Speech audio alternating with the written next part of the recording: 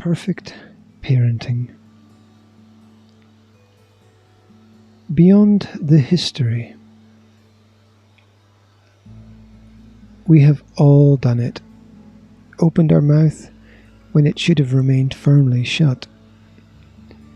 We have all done it.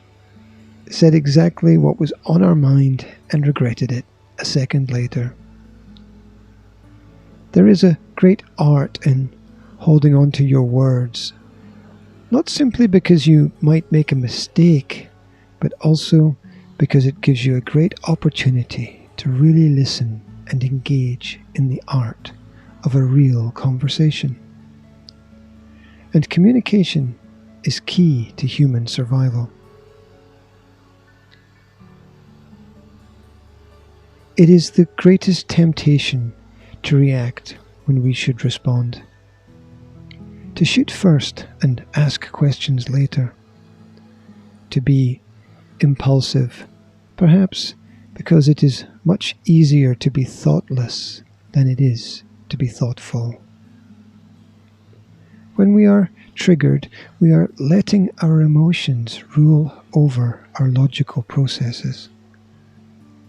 It's true that we learn by acting and then thinking about our acts, but we can also think first, if we so choose, and in doing so, set a less reactive model for our children to follow.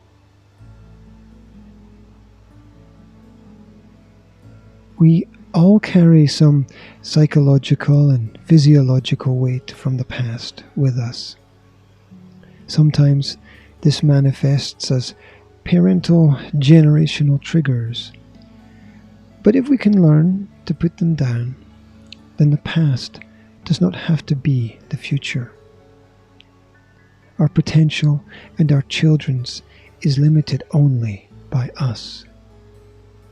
Every possible infinite future is dictated by a present choice. Often, we carry what we choose to pick up, sometimes out of choice, but more often just out of habit.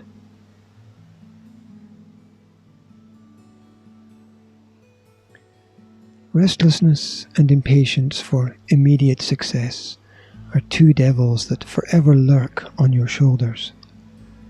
They whisper to us that the distractions are fine and that mistakes are inevitable.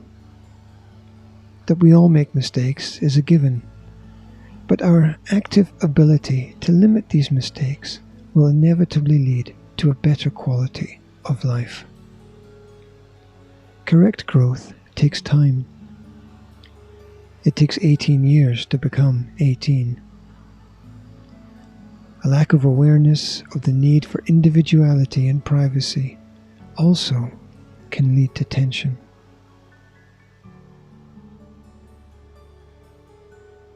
We should, as adults, be able to listen not just to what is being said, but what is behind the words that are spoken by our children.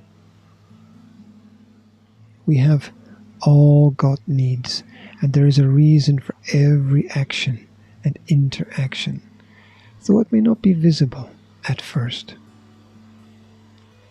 It usually helps to separate the thoughts from the thinker in all forms of interaction. This gives both adults and children the respect and space they need to be themselves without fear of personal criticism.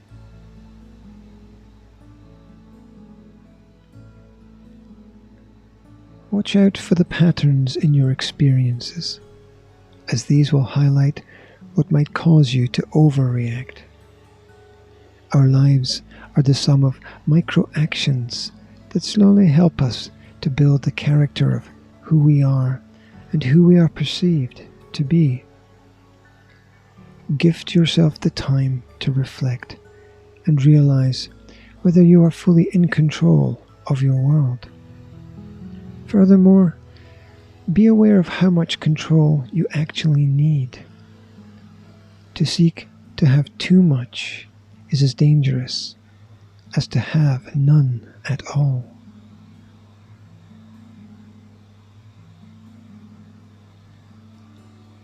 Life dictates the absolute necessity of reinvention. We have to grow or we stagnate and slowly die. We have to rise to the challenges, and we need regular new challenges and new goals and new aims. Even throwing a piece of crumpled paper in a bucket fills us with some joy. Set flexible targets. If you are unsure what goals are necessary, you can always seek advice. There are many professional organizations that exist simply to help you with your direction in life.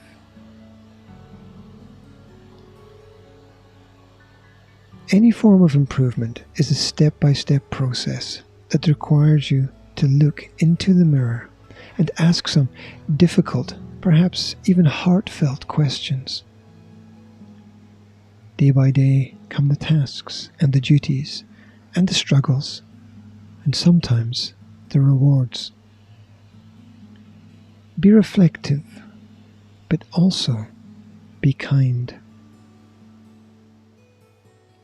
Try to realize, 1. If we are put under pressure, we will make mistakes, but this might be necessary. 2. Things that are important in the moment are much less important over the long term. 3. Needs that are not being met can lead to sensitivity and defensive behavior. 4.